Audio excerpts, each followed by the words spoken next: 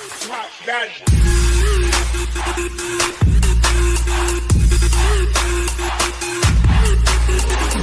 program is dedicated to the memory of Walt Disney. In 1971, his love for America inspired the creation of the Hall of Presidents, a place to celebrate the optimism and goodwill he saw at the heart of the American story. Walt's vision was to honor the nation by honoring the American presidency.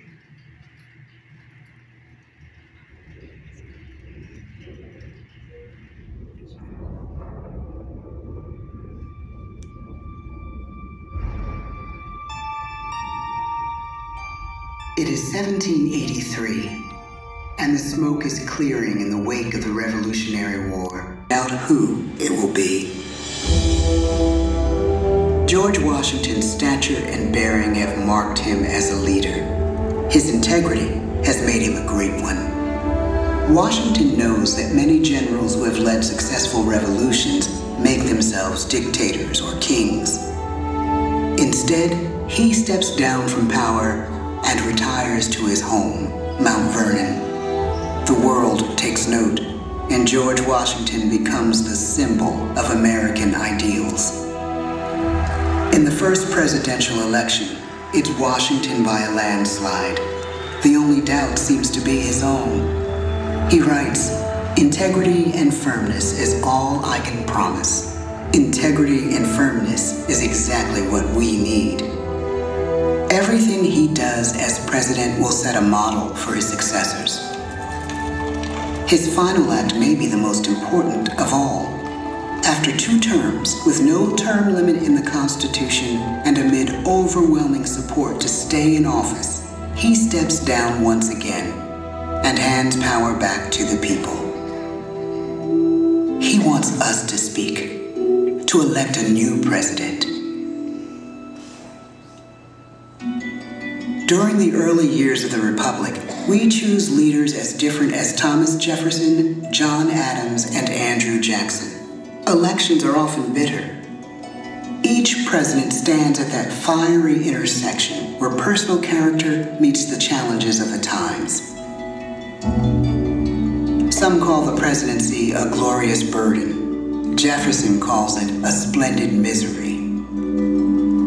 We, the people, must choose well. We elect 15 presidents before the course of history brings us to the edge of a crisis like no other. A nation born of freedom still permits slavery. As the country pushes west, will new states be slave or free? The question produces bitter conflict. The issue rocks the election of 1860 and brings Abraham Lincoln onto the national stage.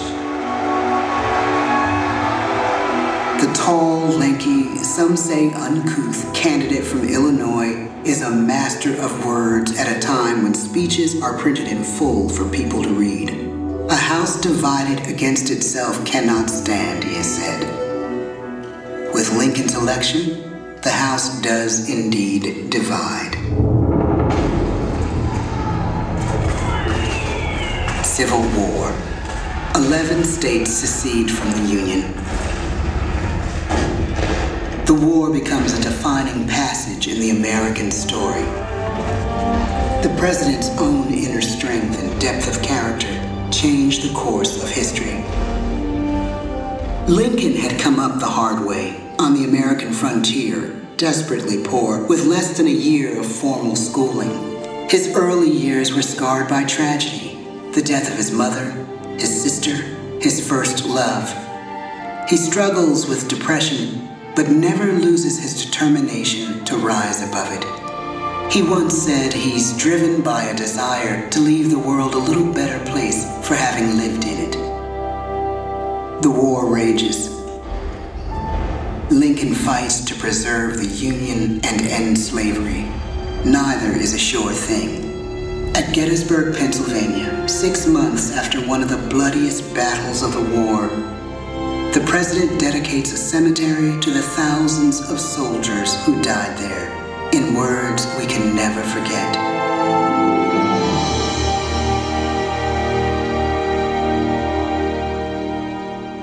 "Fourscore and 7 years ago, our fathers brought forth on this continent a new nation, conceived in liberty and dedicated to the proposition that all men are created equal. Now we are engaged in a great civil war, testing whether that nation or any nation so conceived and so dedicated can long endure. We are met on a great battlefield of that war. We have come to dedicate a portion of that field as a final resting place for those who here gave their lives that that nation might live. It is altogether fitting and proper that we should do this. But in a larger sense, we cannot dedicate, we cannot consecrate, we cannot hallow this ground. The brave men, living and dead, who struggled here, have consecrated it far above our poor power to add or detract. The world will little note, nor long remember what we say here, but it can never forget what they did here. It is for us, the living, rather, to be dedicated here to the unfinished work which they who fought here have thus far so nobly advanced. It is rather for us to be here dedicated to the great task remaining before us, that from these honored dead we take increased devotion to that cause for which they gave the last full measure of devotion. That we here highly resolve that these dead shall not have died in vain, that this nation, under God, shall have a new birth of freedom, and the government of the people, by the people, for the people, shall not perish from the earth. The blood of over 500,000 Americans is spilled in this Civil War. President Lincoln's enduring hope is to give true meaning to the sacrifices of so many, to lead us to that new birth of freedom. With the end of the war and the end of slavery, a new birth truly begins. As we roll toward the 20th century, settlers roll west on wagon wheels and railroads connect the nation coast to coast. Millions of immigrants pour in from Europe and Asia. Population doubles. Our economy triples. Our standing among nations rises. We need presidents who can lead both at home and abroad. At the same time, a young Theodore Roosevelt is retreating from New York politics and personal tragedy. The death of his wife and his mother on the same day in the same house. In the Badlands of North Dakota, he rethinks his life and the life of his country. He returns stronger in body and spirit. His renewed energy is just what his country needs.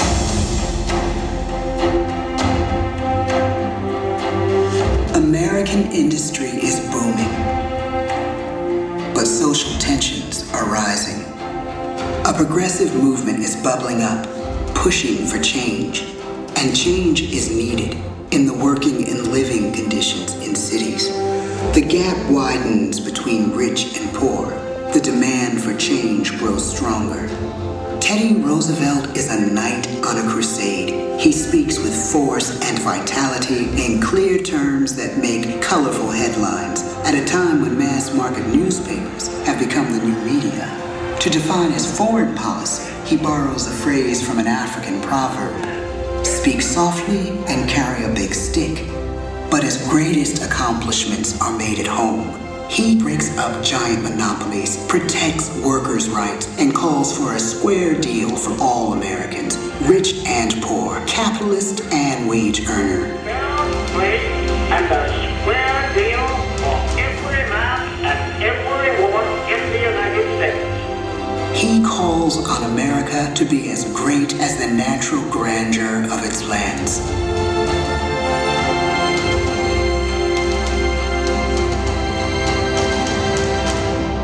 Keep your eyes on the stars and your feet on the ground, he tells us.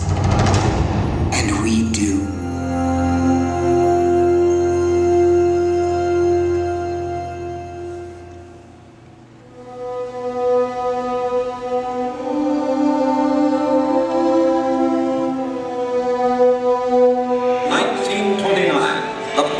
fell out of the market. 12 million unemployed. The bread lines and the soup. The results of the 1932 election now appear. When we elect our 32nd president, it is the worst of times. The course of history and the course of one president's life again shape a turning point in our national destiny. Franklin D. Roosevelt, paralyzed by polio, knows how to restore the faith of a people paralyzed by the Great Depression. I believe in practical explanation and in practical policy. He has found the inner strength his countrymen now need. He speaks to us like a friend, a neighbor. His optimism is contagious, his voice perfect for the latest breakthrough medium, radio. He calls us to believe we have nothing to fear but fear itself. And we do believe.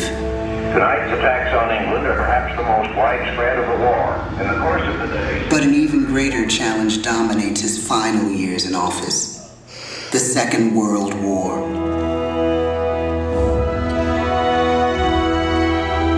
We must be the great arsenal of democracy. This is an emergency as serious as war itself. We stun the world with our production.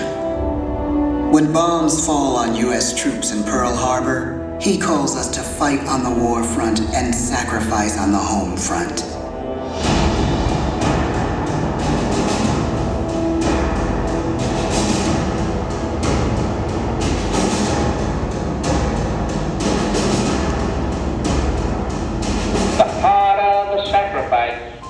The more glorious the triumph. So spoke America in the year 1776. So speak Americans today. The world changes.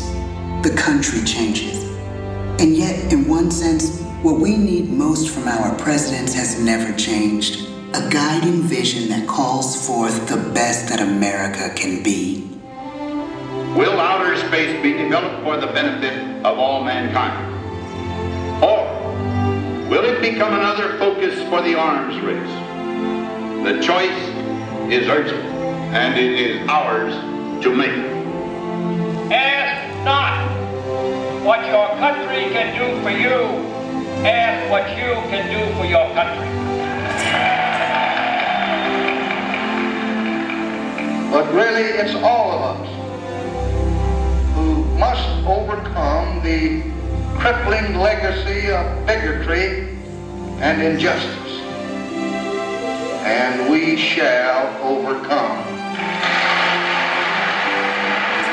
One of the agreements that President Sadat and Prime Minister Begin are signing tonight is entitled A Framework for Peace in the Middle East. Mr. Gorbachev, tear down this wall.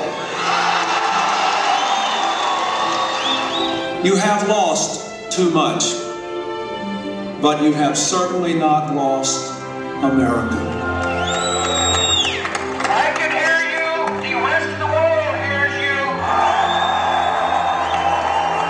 Loving this country requires the willingness to speak out for what is right, to shake up the status quo. That's America. Our presidency is no longer just an idea. It is an idea with a proud history. Ladies and gentlemen, the presidents of the United States of America.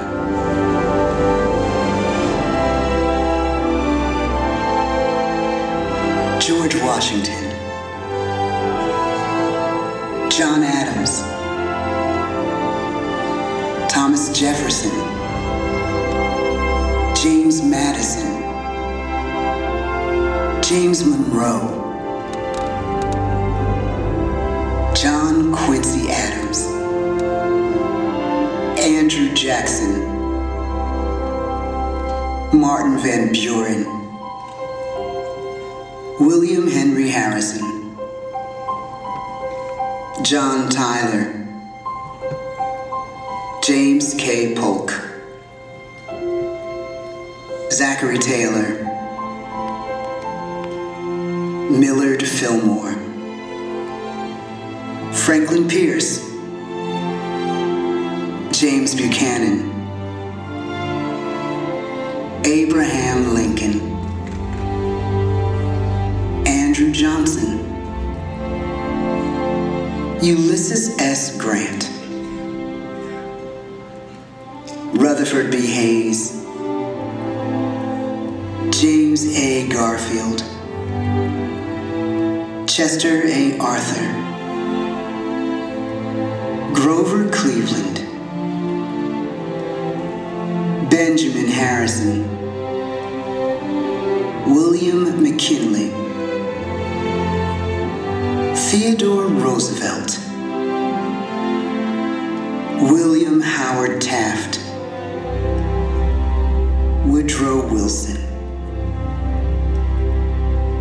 Warren G. Harding, Calvin Coolidge,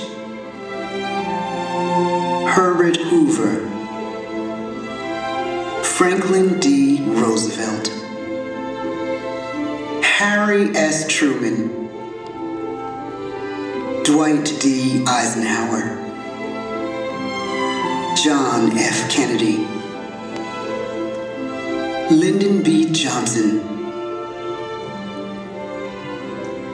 Richard M. Nixon, Gerald R. Ford,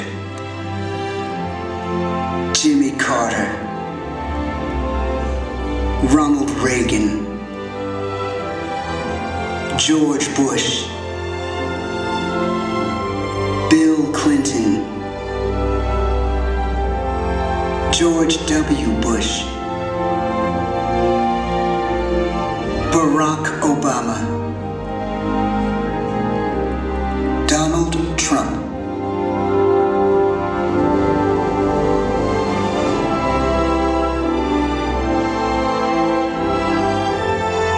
and now we come to the present. Once again, we place our trust in the idea of a president, as we have from the beginning.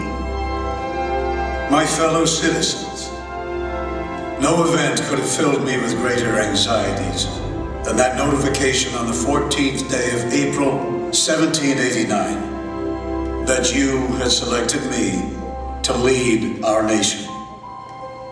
But it was with the confidence of my fellow citizens that I took an oath. 35 simple words that have been repeated by every American president throughout history.